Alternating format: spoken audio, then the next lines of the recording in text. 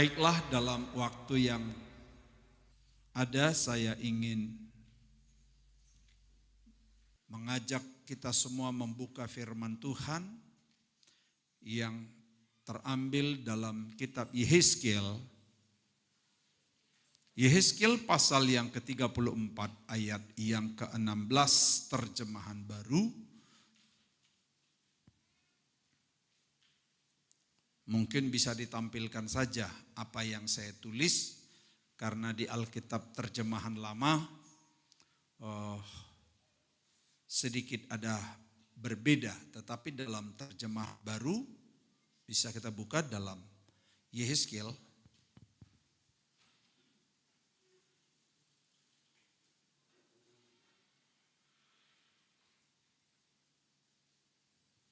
Yang sudah saya buat saja ditampilkan ya.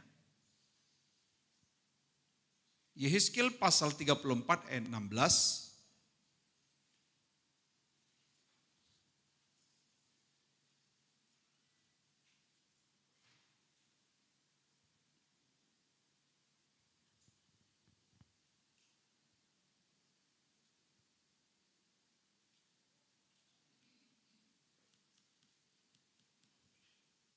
Sudah?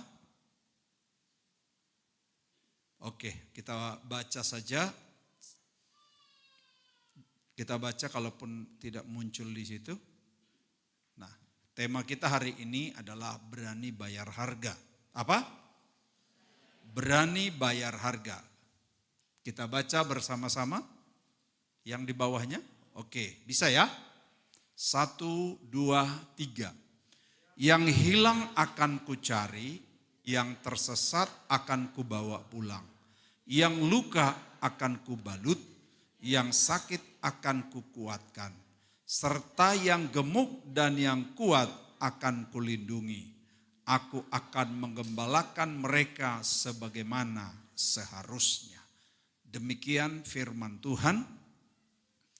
Berkaitan dengan tema hari ini, berani bayar harga. Bapak Ibu Saudara, segala sesuatu apa yang ada di bumi ini semuanya memiliki harga.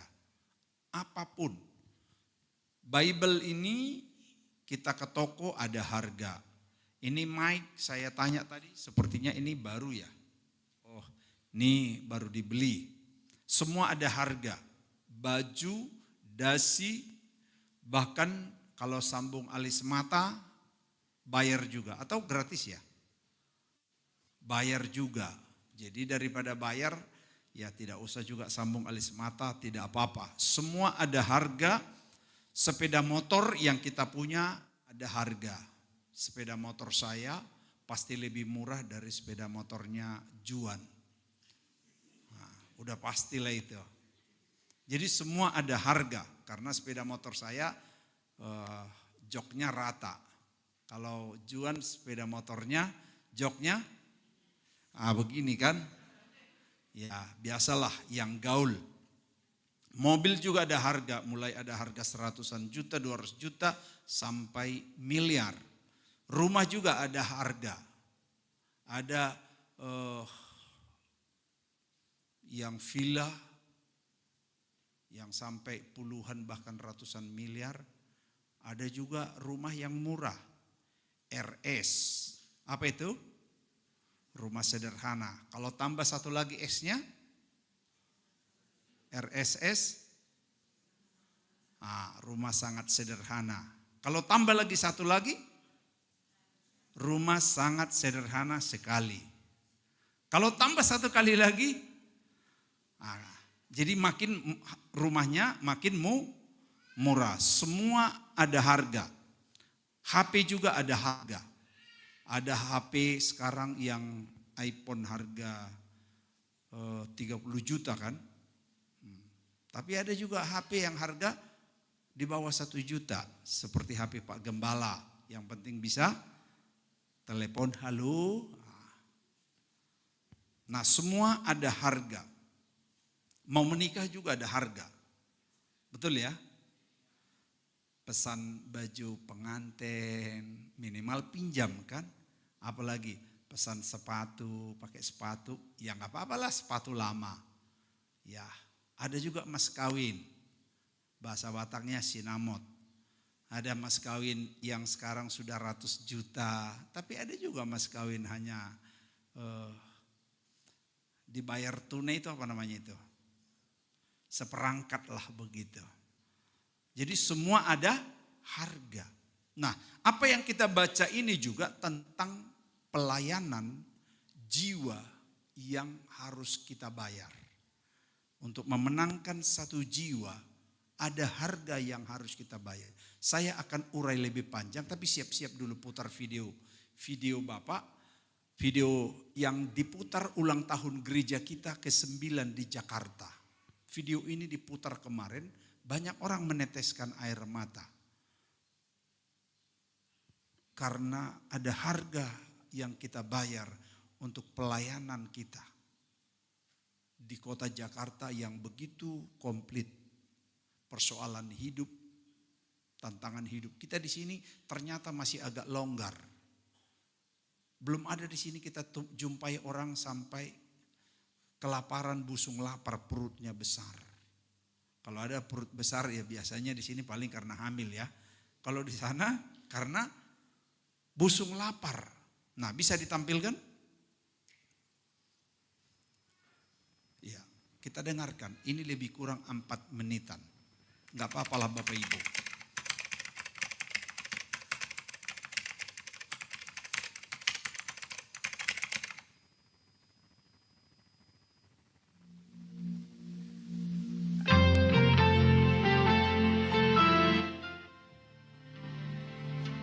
Ini ibadah kita pertama-tama di LAI, Lembaga Alkitab Indonesia. Kita bayar satu kali ibadah 3 juta hanya 2 jam. Kalau lewat dia 15 menit dimatikan AC. Lampu. Lewat 30 menit lift mati. Waktu itu kita sewa paling atas.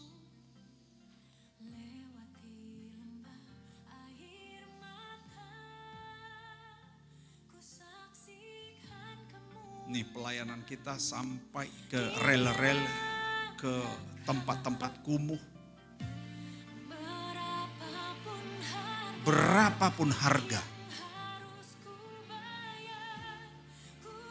Ini di atas jembatan, di bawah itu jalan, di atasnya, di bawahnya itu got. Ini di jalanan terus.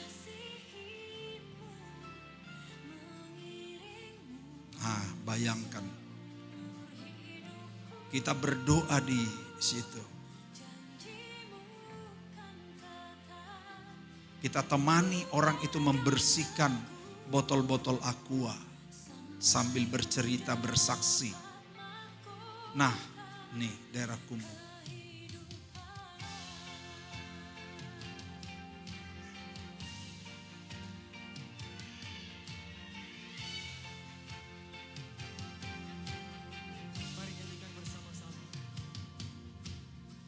Kita pernah bikin Natal di gedung MPR.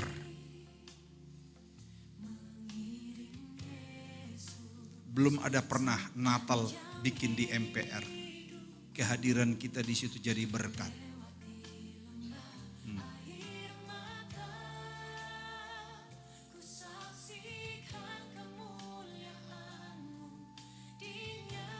Kita beri bantuan sepeda untuk supaya masyarakat jual kopi.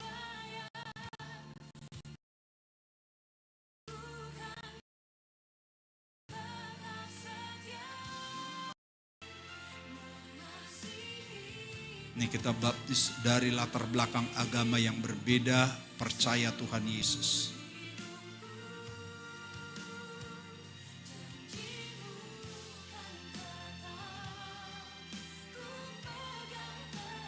Pergumulan untuk memiliki tempat ibadah sendiri sangat berat karena tanah di sana mahal sekali.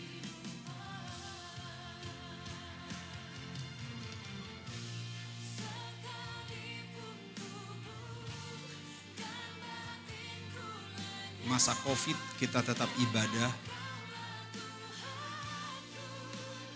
live streaming lewat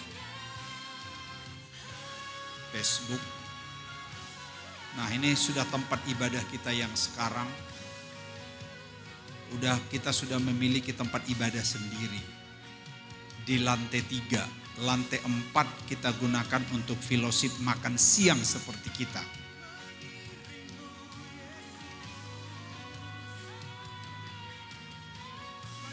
Pergumulan kita karena dari lantai dasar ke lantai 3 itu cukup tinggi.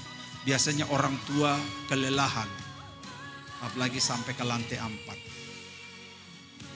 Kita sedang bergumul, kami ingin menjual rumah kami di Grand atau yang di BTN atas untuk beli lift, untuk pemasangan lift tahun ini kalau laku.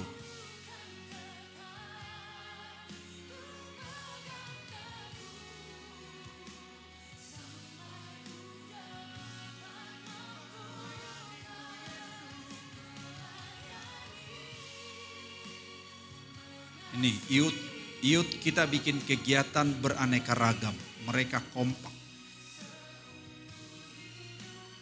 Senior maupun junior mereka bersama-sama, tidak terpisah. Menara doa tiap hari sampai hari ini masih terus berlangsung jam 1 siang sampai jam 2. Tiap hari. Dan ini fellowship makan siang di lantai 4. Mereka duduk melantai, di lantai itu.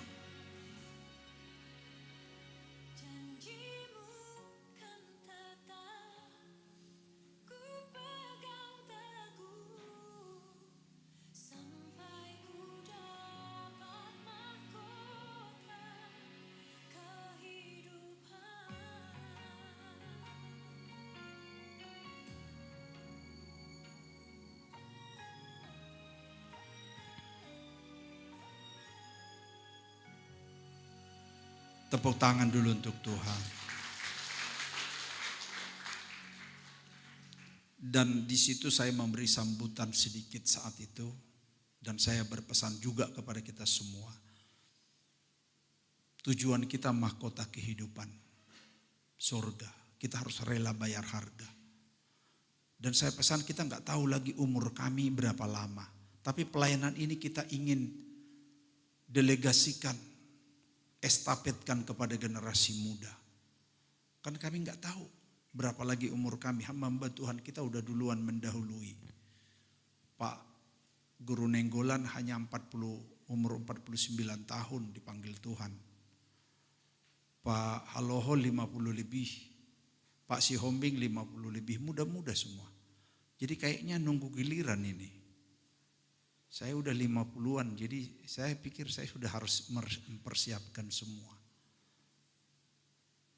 Dan saya bilang ke istri saya, ke anak-anak dan ke jemaat, kalau suatu saat pun saya dipanggil Tuhan, lagu ini diputar aja terus. Baik selama masih jenazah saya ada, ataupun menjelang di kuburan, lagu itu dinyanyikan.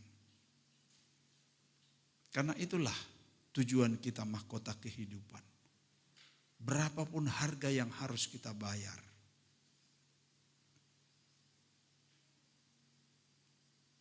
Bahkan saya sudah pernah sampaikan. Kalaupun suatu saat mungkin saya menjelang menit-menit terakhir mau mati. Bisa saja saya dioperasi, jantung saya diambil kepada yang butuh jantung.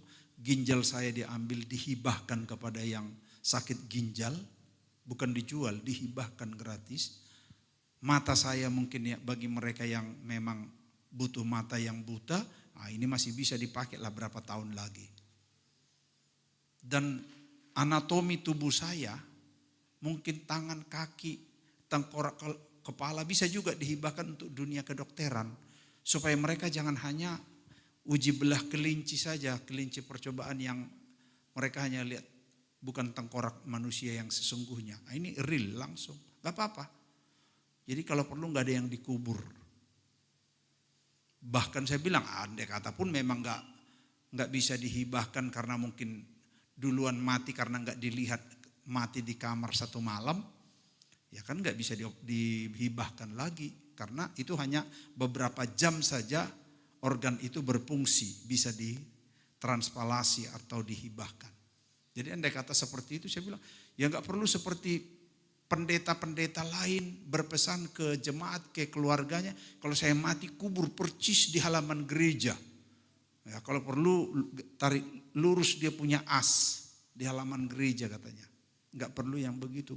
Kalau memang mau dikubur, kubur aja kalau matinya di sini ya kubur aja di Tanah Hitam. Kalau matinya di Jakarta, kubur di Jakarta. Dan kalau perlu enggak usah bermalam. Kalau mati pagi, kubur aja sore. Ya kalau memang matinya sore, ya izinkanlah besoknya dikuburkan. Amin. Karena tidak ada yang akan kita bawa dari dunia ini. Semua akan kita tinggalkan. Kita hanya numpang lewat. Baiklah, saya ingin sampaikan tentang bayar harga ini Bapak Ibu Saudara. Supaya kita bisa memahami isi hati Tuhan yang berkata, ini firman Tuhan, yang hilang akan kucari. Yang hilang akan kucari. Bagaimana cara mencari benda yang hilang? Kalau cari uang yang jatuh, mungkin bisa. Saya pernah kejatuhan uang waktu masih di Kamkei, tinggal di dompet saya, bukan di dompet, saya taruh di salam waktu itu kepala bank Exim. Saya layani, saya berdoa, lalu disalamkan di amplop. Tapi karena waktu itu dari Kamkei sampai ke BTN bawah jalan lumpur-lumpur, jadi celana saya gulung. Jadi saya jalan rupanya jatuh, nyampe di rumah saya cerita dulu ke istri, ada berkat tadi dari kepala bank Exim. Oh begini gitu. Wih mana? Tidak ada, jatuh. Mungkin ada 3 kali saya bolak-balik jalan dari rumah ke Kamkei. Balik lagi saya senter malamnya. Karena bagi saya berat sekali uang rezeki, uang berkat itu. Hilang gak dijumpai. Mencari yang hilang, kalau uang mungkin ada nilai 100.000 yang hilang. Kalau kapal tenggelam atau pesawat yang tenggelam bisa dicari, ada teknologi sekarang untuk menemukan kapal atau pesawat yang jatuh tenggelam. Benda sekecil apapun seperti jarum bisa juga dicari dengan besi berani. Besi berani itu apa namanya bahasa Indonesianya? Magnet. Jadi kalau dia logam besi, magnet yang besar dibuat, itu nanti akan lengket. Masih mudah mencarinya. Tetapi jiwa yang hilang, orang yang hilang, sangat sulit mencarinya. Dan jiwa yang terhilang itu kita tidak tahu apa yang menyebabkan dia terhilang. Tetapi firman Tuhan berkata, yang hilang akan kucari. Jiwa orang manusia yang hilang akan kucari. Tidak perlu ada alasan apapun, tidak perlu ada banyak argumen. Tapi Tuhan bilang yang hilang akan kucari. Terus apalagi dikatakan bukan hanya yang hilang. Tapi yang tersesat. Apa yang membuat manusia biasanya membuat manusia tersesat? Ada pergaulan bebas. Karena itu kalau pemuda mau bergaul, lihat-lihat dengan siapa engkau bergaul. Halo bapak-bapak, ibu-ibu. Kalau kita bergaul, lihat-lihat juga pergaulan kita. Generasi muda, sehebat apapun engkau dibentuk di Youth Narwastu. Saya dengar tadi malam cerita pemuda khotbah yang mereka dengarkan tadi malam. Sebanyak apapun yang engkau dengar firman Tuhan itu kan hanya beberapa jam. Tapi engkau kalau pulang ke rumah, pulang ke kampus, pulang ke tempat kerja, perhatikan pergaulanmu. Sebab pergaulanmu bisa menyesatkan engkau. Yang membuat orang tersesat itu bisa karena pergaulan. Yang membuat orang bisa tersesat itu juga bisa karena handphone. Kecanduan handphone. Yang membuat orang tersesat itu juga bisa karena uang. Ini ya, sarangeo. Kalau kita orang Papua bilang uan bisa membuat kita tersesat. Karena dengan memburu uanglah orang meninggalkan ibadah. Dengan memburu uanglah orang meninggalkan persekutuan. Dengan memburu uanglah orang tidak lagi setia kepada Tuhan. Bahkan dengan memburu uang, Judas Iskariot menjual gurunya Tuhan Yesus. Dengan memburu uang, ada orang yang menggadaikan kesucian rumah tangganya. Dengan memburu uang, ada banyak orang yang menghancurkan masa depannya. Sehingga inilah yang disebut membuat mereka tersesat. Tetapi walaupun demikian, Tuhan tidak mau tahu. Dia berkata, yang tersesat juga harus dicari. Yang hilang, yang tersesat harus dijumpai, harus ditemukan.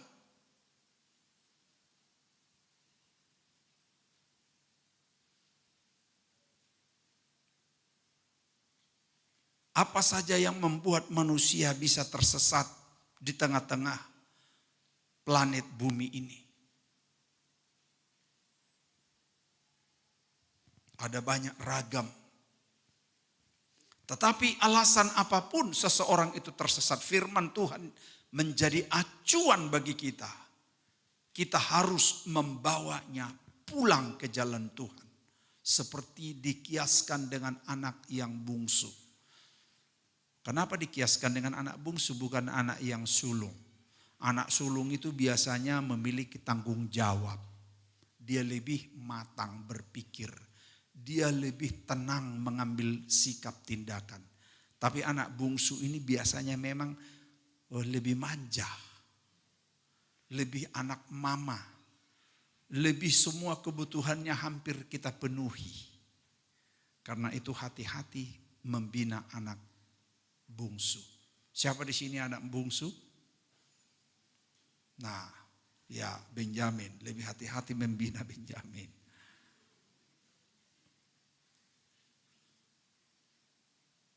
Bapak Ibu Saudaraku yang kekasih. Berikutnya dikatakan lagi, yang luka akan kubalut. Bapak Ibu pernah terluka? Kita iris bawang, kita iris serai, atau kita iris lengkuas, bisa-bisa tak sengaja, tidak mungkin kita mensengajakan tangan kita teriris. Tapi tak sengaja kadang bisa kita terluka. Terluka karena kata-kata. Terluka karena ucapan. Terluka karena perilaku. Makanya kita buat di sana tulisan, apa itu? Ada yang belum baca? Dilarang sakit hati. Tapi ada gambar satu. Apa gambarnya? Sama gambar ini juga di Sentani ada. Apa gambarnya? Ada gembok. Di mana gemboknya?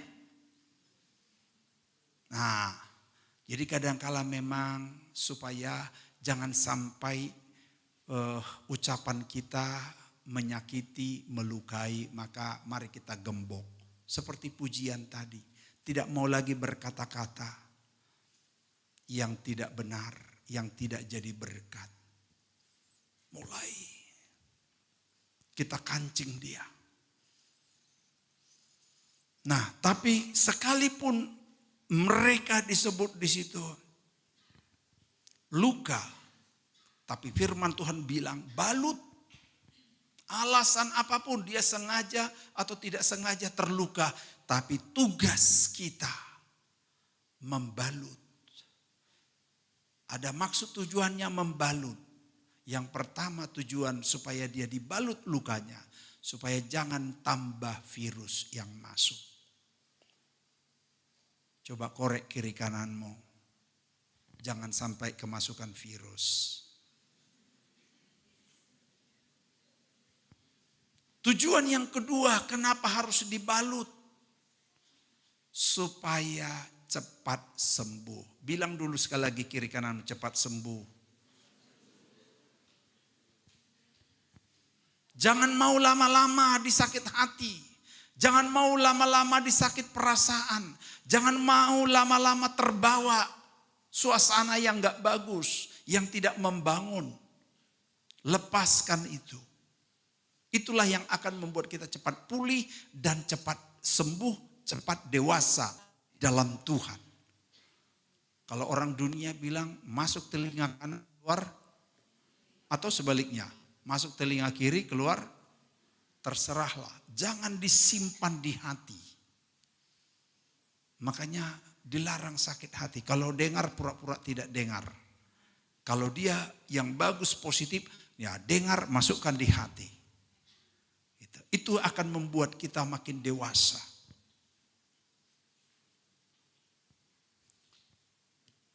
Apapun alasan seseorang terluka, dia harus dibalut. Dia harus dirawat. Poin yang ketiga di situ, dibalut artinya itu dirawat. Rawat, mulai belajar merawat. Selama ini kita dengan mudah melukai bagaikan silet. Tapi sejak kita dengar firman Tuhan ini, kita mulai belajar memiliki tanggung jawab untuk membalut, untuk merawat mereka. Amin. Selanjutnya yang keempat. Kalau yang luka harus dibalut, kemudian yang sakit akan kukuatkan. Sakit akan kukuatkan, akan kutopang, kuobati. Bukan mustahil tidak kita ketahui ada orang yang sakit. Sakit karena virus. Dan biasanya bayi lebih rentan kena sakit. Sekarang ada lagi virus yang baru dari Singapura. Apa virus apa dari Singapura? Membuat kita berbintik-bintik seperti bule. Nah, bisa dilihat itu. Jadi hati-hati. Dan disebut di situ lebih mudah dimasuki yaitu bayi. Karena staminanya, sistem metabolismenya belum sempurna. Bayi-bayi rohani, orang-orang yang masuk gereja baru mau sungguh-sungguh, ini harus lebih engkau beri perhatian lebih. Katakan amin. Jangan engkau lukai yang sudah lama saja bergereja, jangan dilukai. Apalagi yang baru, rangkul dia.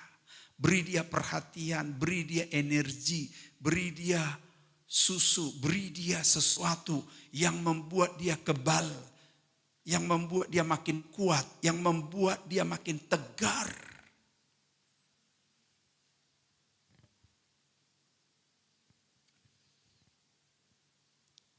Keempat jenis penyakit manusia atau keempat jenis penyakit gereja di masa kini itu adalah apa tadi empat itu? Yang hilang. Kedua, yang tersesat. Yang luka, yang sakit. Ini keempat yang dialami oleh gereja, manusia. Tapi Tuhan bilang, ini harus tugas kita semua. Dan keempat ini memerlukan pengeluaran. Kan mencari yang hilang, kan harus naik angkot. Seperti saya cerita, dulu saya dari Tanah Hitam sampai ke Expo ke rumahnya Pak Sinaga, Frankie, itu jalan kaki, pulang pergi.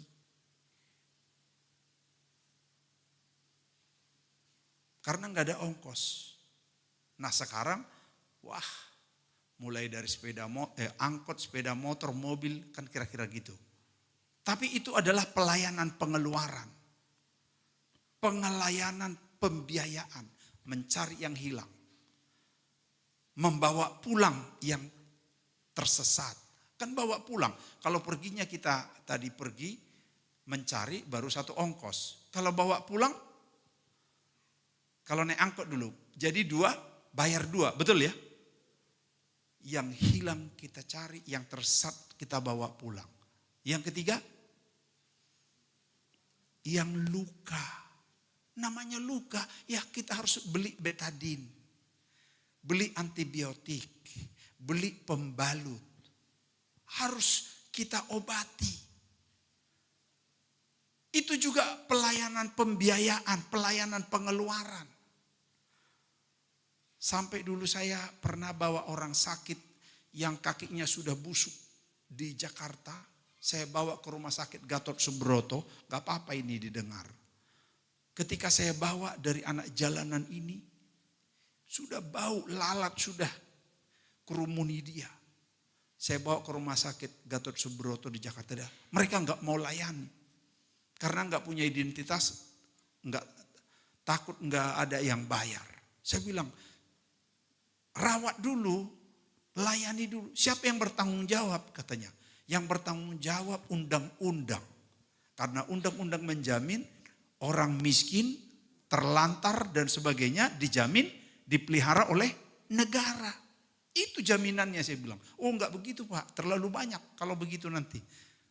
Loh. Memang undang-undang itu dibuat untuk menjamin seluruh warga negara. Mereka bingung, ini siapa gitu.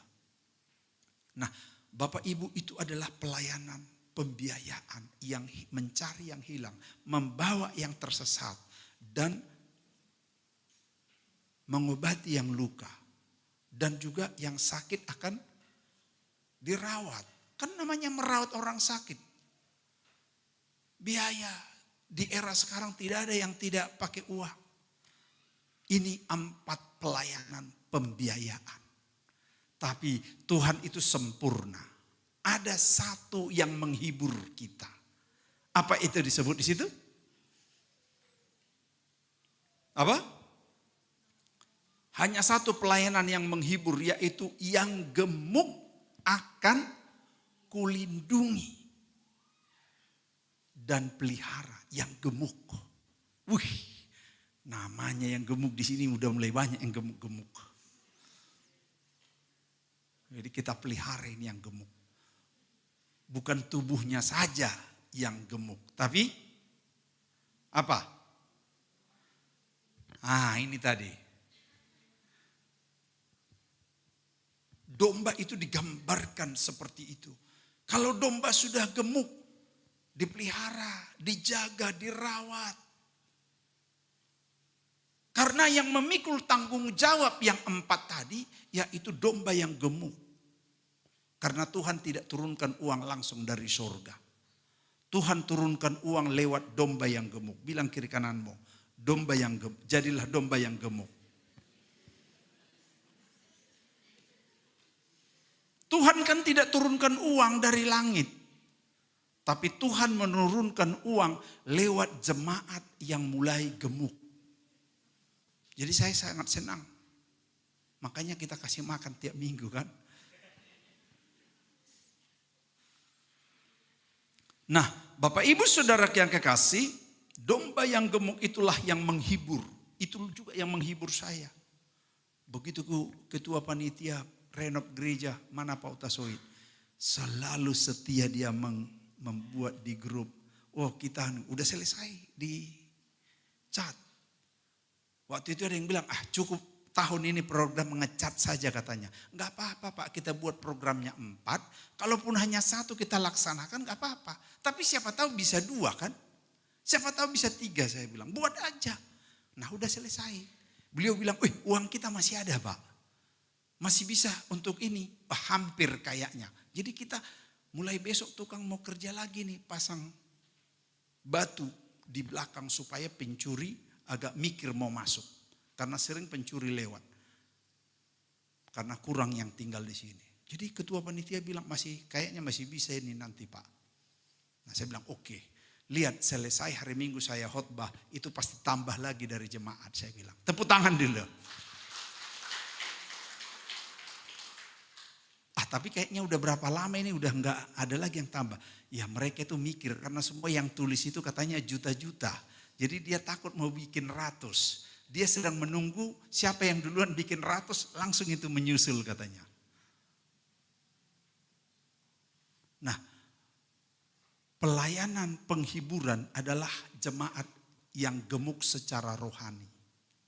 Bukan saja secara fisik juga itu sudah membuktikan bahwa dia diberkati Tuhan. Tapi yang jauh lebih penting, gemuk secara rohani. Dia bisa memikul beban tanggung jawab. Tanggung jawab, dia nanti akan cepat bulunya berkembang.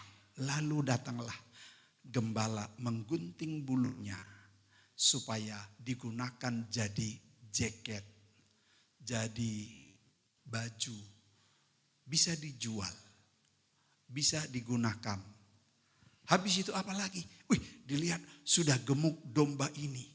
Lalu dia menghasilkan susu nomor 1 di dunia. Bilang kiri kananmu, jadilah susu nomor 1 di dunia.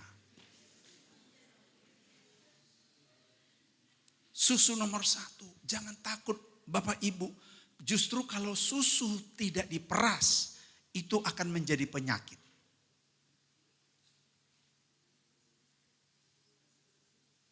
Kalau air sumur tidak ditimba, maka bukan saja mata airnya akan tertutup, tapi air itu akan busuk. Betul? Jadi harus ditimba airnya supaya airnya selalu keluar jadi segar, mengalir lagi yang baru. Jadi saya sedang menimba air ini, makanya saya bilang ini. Untuk pembangunan kita ini kan itu bagikan menimba air. Bapak Ibu akhirnya berkorban, maka akan datang lagi. Jangan takut, jangan kira tambah miskin ketika kita berkorban, tidak. Kami pun memiliki beban pelayanan di sini, di Sentani, di Jakarta, cabang-cabang dan sebagainya. Tapi kami berkeyakinan bahwa itu semuanya dari Tuhan. Kita hanyalah sebagai penitipan. Ya kalau Tuhan titipkan kita makin banyak, gak usah takut, tidak akan tambah miskin kita. Nah, yang gemuk akan kupelihara, akan kuurus. Jangan juga sudah peras susunya, gak kasih makan yang bagus. Enggak layani bagus. Makanya kita buat pelayanan. Hari Rabu ada, youth ada supaya youth juga gemuk-gemuk. Rela berkorban youth. Amin. Jangan tunggu-tunggu orang tua yang berkorban. Kita di Jakarta, minggu pertama sampai di minggu ke-4 orang tua yang masak. Minggu ke-5 kalau ada minggu ke-5 itu anak muda yang masak untuk hari Minggu. Nah di sini youthnya lebih banyak, lebih gemuk-gemuk lagi di sini. Jadi kalau ada minggu ke-5 kalau perlu kita khususkan untuk mereka lah itu. Itu bagian dari kita sedang menabur. Kita harus memelihara domba yang gemuk ini supaya dia tetap menghasilkan. Supaya dia tetap segar, supaya dia bahkan menghasilkan daging yang enak dan lezat. Daging yang enak dan lezat bukan dihasilkan oleh domba yang kurus. Bilang kiri kananmu, jangan domba yang kurus. Kalau orang yang kurus nggak apa-apa. Tapi jangan terlalu kurus juga. Biasa kan menjaga, apalagi wanita-wanita ini biasanya lebih menjaga tampilannya supaya agak tetap mantap lah. Nah, tapi domba yang gemuk itu juga harus dipelihara karena dia akan menghasilkan daging yang lezat. Tidak ada domba yang kurus menghasilkan daging yang lezat, tidak. Apalagi kalau saya sering ada postingan anjing yang tinggal tulangnya dihitung. Wah, jangan-jangan ini yang di tempat RW yang di sana ini kemarin. Tidak ada yang lezat dari yang kurus, tapi yang gemuk. Makanya Tuhan bilang, yang gemuk akan kupelihara. Semua kita hamba-hamba Tuhan di sini, semua pelayan, semua pengkhotbah harus memelihara jemaat. Dengan cara apa? khotbahkan yang terbaik. Beri dia firman makanan yang terbaik. Apa isinya? Yaitu membangun, menguatkan motivasi. Ini saja. Membangun, menguatkan motivasi. Menghakimi enggak usah. Hindari khotbah menghakimi. Sesekalilah Pak Gembala. Kalau sekali, karena Pak Gembala, kalau kalian kan enggak. Kalian khotbah, bukan gembala. Gembala boleh sekali-sekali. Kalau ada domba yang nakal, memang kadang-kala kita bilang gembala itu mengambil cambuk. Tapi kan jangan terus-terus juga. Sesekali, jadi kalau kalian dengar kadang-kala khotbah Pak Gembala seperti itu ada maksud tujuan. Tapi secara umum domba itu harus dipelihara dengan memberi makan yang cukup. Khotbah yang terbaik setiap minggu. Makanya enggak semua orang bisa naik mimbar kita. Saya ingin mereka menyampaikan firman Tuhan yang berbobot.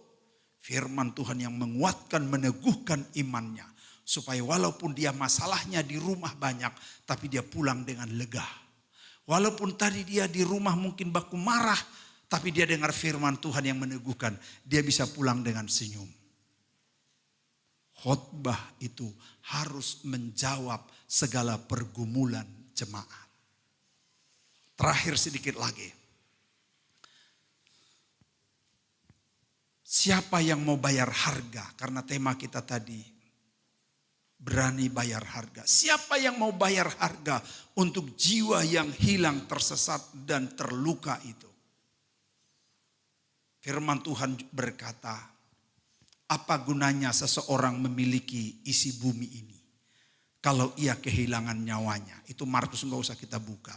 Apa gunanya kita memiliki seisi bumi tapi kita kehilangan nyawa?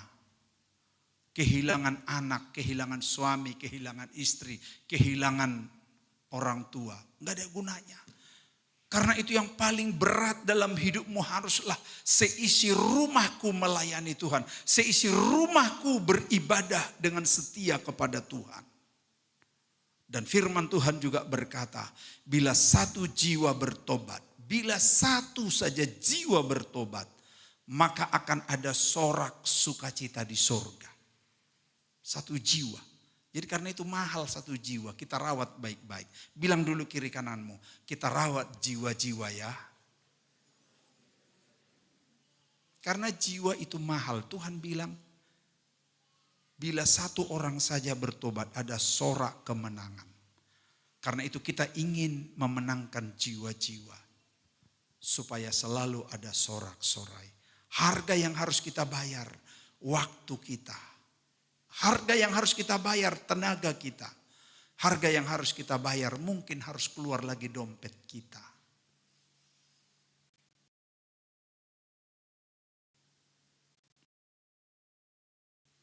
Tidak ada masalah. Kalaupun seperti apa yang kita kerjakan di Jakarta. Untuk pasang lift itu lebih kurang 600 juta. Makanya kesimpulan karena jemaat kita di sana itu orang susah. Kebanyakan orang susah. Akhirnya kami putuskan dengan istri sudah kita jual rumah. Mana yang duluan laku, yang di Grand atau yang di BTN belakang Martin Luther, manalah. Supaya orang-orang tua yang udah kuat, gak kuat lagi dia naik ke atas. Kita harus berkorban untuk satu jiwa itu. Bagaimana dengan kita semua di sini? Kita harus terus bayar harga untuk satu jiwa bagi Tuhan.